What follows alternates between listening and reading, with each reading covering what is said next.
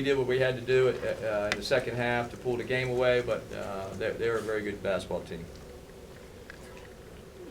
Coach, you shook up the starting lineup. What was the reasoning behind that? Why, especially JT? Well, JT was an academic reason. My players need to do what's necessary in the classroom, and when you don't start or you don't play. So, pretty simple. Coach, what do you think about the overall performance? Byron doing a little bit of everything, even though he didn't have the best shooting night. Well, Byron missed some easy shots. He usually makes those, but I was more impressed with his 6 assists and 11 rebounds. If we can get that type of production and all-around play from him, we'll win a lot of basketball games because everyone knows he can score, but it's the rebounding and the playmaking ability that he's really improved with. And does it feel pretty good to start here with a win? Sure.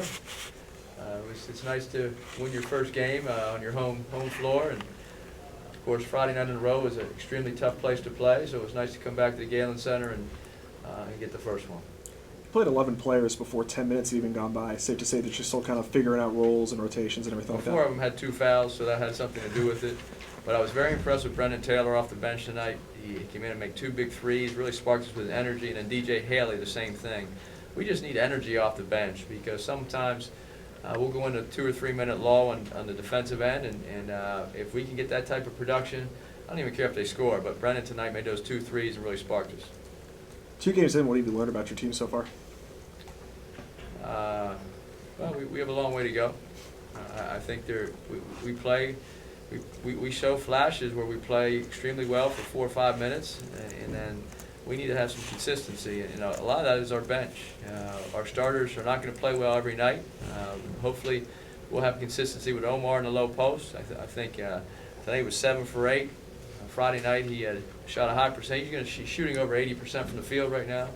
When you have that type of consistency in low post, we need the guards then to do their part. How do you like the way Omar is playing? Just overall, his aggressiveness and seeming to want the ball under the. I think he can be more aggressive. He had 17 points, 6 rebounds tonight. I thought he should have had more rebounds. I thought the other night he should have had 25 points and 15 rebounds instead of 15 and 9. I think he's still learning. He's made huge improvements in the summer and in the fall. I'm very happy with his improvement, but I think there's more in the tank with him. I think there's more potential there, and he's got to realize that if he wants to be a dominant player in this league, he needs to be the aggressor and not wait. He needs to be the first guy to box out. He needs to move on defense when the ball's reversed. He needs to cover both sides of the lane instead of one side of the lane. And on offense, we get him the ball in the low post. He needs to be aggressive immediately instead of waiting for a second or two, because sometimes he doesn't realize how good a player he is or could be. Now, he's made unbelievable improvement, but we're pushing him every day. He needs to be even better by the next few weeks. Were the number of fouls the product of some of the rule changes we're seeing this season? Well, there were a few times. It was just a lot of it was our understanding or lack of understanding that they like to drive the basketball. And sometimes when you have 18 to 23-year-olds, you can tell them for 2 straight days that the other team likes to drive the ball, and they don't figure it out as quickly as you might want. So, but Northridge is very good. That they have 3 guys that have scored a lot of points in their careers, and they have 4 or 5 guys on the team that can really drive the ball and score. So I think part of that was we played some very good drivers, and another part was we didn't figure out how to guard them until parts of the second half. In spite of that, they shoot 33% from the field. You're obviously doing something right defensively. What stood out to you in terms of the defensive effort and what worked for you? Well, I thought we challenged shots very well, and then we gave effort. And when you give effort on defense, so our goal was to hold them under 35% from the field, which we did. We just put them on the foul line too much. So I was happy with our overall defense. What did you think of the tempo offensively? Well, he scored 95 points, so you can't be too upset. There were times I thought we turned the ball over, made some unwise decisions in transition, but we had 24 assists. Anytime you have 24 assists in a game, that's a lot, and that means you're unselfish, you're sharing the basketball and making the right play. You started Julian and Chaz together. Both of the guys that really like to push the ball. we saw a lot from Chaz, especially.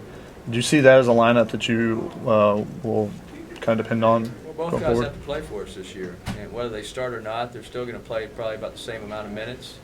But I do like Chaz's quickness and speed with the ball, and Julian is not quite as fast as Chaz, but he's very crafty, and he can push the ball. He's probably the second fastest guy on the team with the basketball in his hands.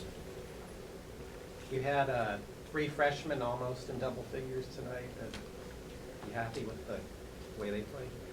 Yeah, Rashawn had 9, Nicola 11, and Julian had 9, but he had 7 assists. And I'm more concerned with Julian's 7 assists and 1 turnover and 2 steals. That's big time right there for a freshman. And Nicola, I thought, really showed you guys that potentially he's going to be a heck of a player down the road if he keeps working. And Rashawn, he started tonight, and I thought he gave us great effort. He had 2 steals, and for Rashawn, I'd like him to rebound the ball at a higher rate. But for his first home game, thrown into a starting role, I thought he performed great. Let's do one more for Coach. Is there something that Pishon and Strahinja have to do to get back into the starting lineup, or is that just a matchup kind of thing?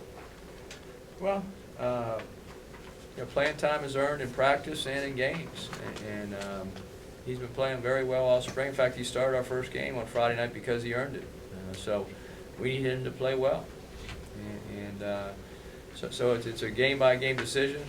The way I coach, no one's guaranteed a starting spot.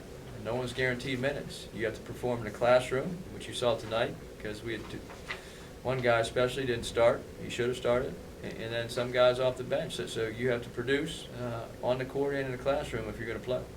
Do you think JT got the message? I hope so.